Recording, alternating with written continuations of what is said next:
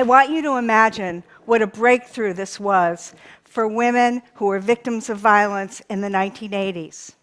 They would come into the emergency room, what the police would call a lover's quarrel.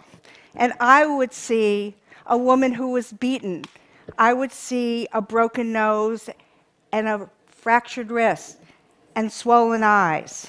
And as activists, we would take our Polaroid camera, we would take her picture, we would wait 90 seconds, and we would give her the photograph. And she would then have the evidence she needed to go to court. We were making what was invisible visible. I've been doing this for 30 years. I've been part of a social movement that has been working on ending violence against women and children. And for all those years, I've had an absolutely passionate and sometimes not popular belief that this violence is not inevitable, that it is learned, and if it's learned, it can be unlearned, and it can be prevented.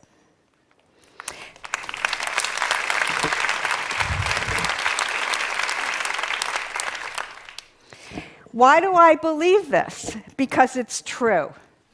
It is absolutely true. Between 1993 and 2010, domestic violence among adult women in the United States has gone down by 64%. And that is great news. 64%. Now, how did we get there?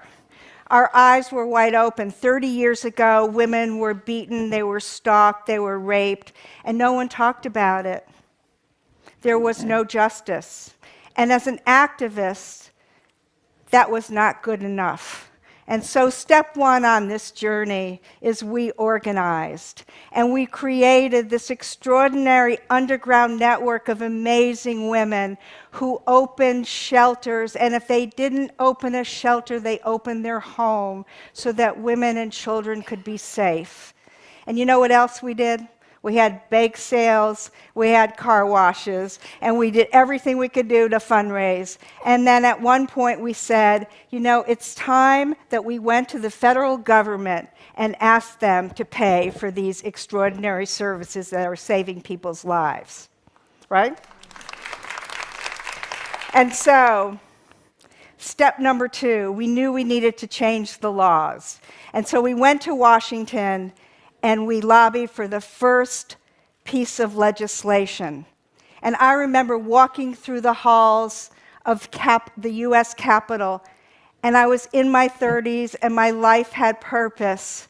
And I couldn't imagine that anybody would ever challenge this important piece of legislation. I was probably 30 and naive. But I heard about a congressman who had a very, very different point of view. Do you know what he called this important piece of legislation? He called it the Take the Fun Out of Marriage Act. The Take the Fun Out of Marriage Act, ladies and gentlemen, that was in 1984 in the United States, and I wish I had Twitter. 10 years later, after lots of hard work, we finally passed the Violence Against Women Act, which is a life-changing act that has saved so many lives. Thank you. I was proud to be part of that work, and it changed the laws, and it put millions of dollars into local communities, and you know what else it did? It collected data, and I have to tell you, I'm passionate about data. In fact, I am a data nerd. I'm sure there are a lot of data nerds. I am a data nerd, and the reason for that is I want to make sure that if we spend $1, that the program works, and if it doesn't work, we should change your plan. And I also want to say one other thing. We are not going to solve this problem by building more jails or by even building more shelters. It is about economic empowerment for women. It is about healing kids who are hurt. And it is about prevention with a capital P. And so, step number 3 on this journey. We know if we're going to keep making this progress, we're going to have to turn up the volume, we're going to have to increase the visibility, and we're going to have to engage the public. And so knowing that, we went to the Advertising Council and we asked them to help us build a public education campaign. And we looked around the world to Canada and Australia and Brazil and parts of Africa, and we took this knowledge and we built the first national public education campaign called There's No Excuse for Domestic Violence. Take a look at one of our spots. Where's dinner? Well, I thought you'd be home a couple of hours ago, and I put everything away. What is this? Pizza? You had just called me. I would have known what Dinner ready is pizza. Honey, please don't be so loud. Please don't. Let go of me! Get in the kitchen! No! That hurts. Do you want to see what hurts? That's what hurts! That's what hurts! Oh, please.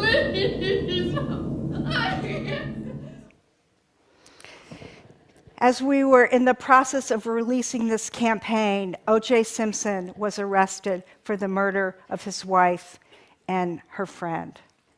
We learned that he had a long history of domestic violence. The media became fixated. The story of domestic violence went from the back page, but actually from the no page to the front page.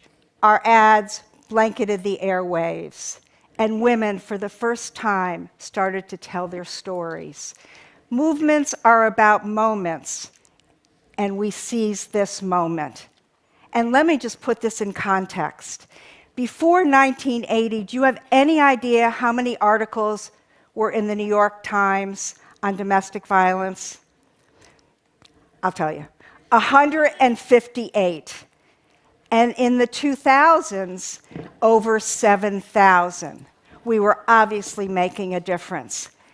But we were still missing a critical element. So step 4, we needed to engage men. We couldn't solve this problem with 50% of the population on the sidelines. And I already told you I'm a data nerd. National polling told us that men felt indicted and not invited into this conversation. So we wondered, how can we include men? How can we get men to talk about violence against women and girls?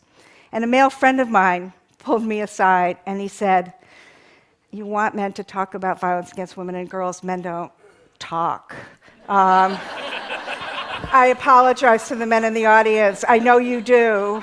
But he said, you know what they do? They do talk to their kids. They talk to their kids as parents, as coaches, and that's what we did. We met men where they were at, and we built a program. And then we had this one event that stays in my heart forever, where a basketball coach was talking to a room filled with male athletes and men from all walks of life.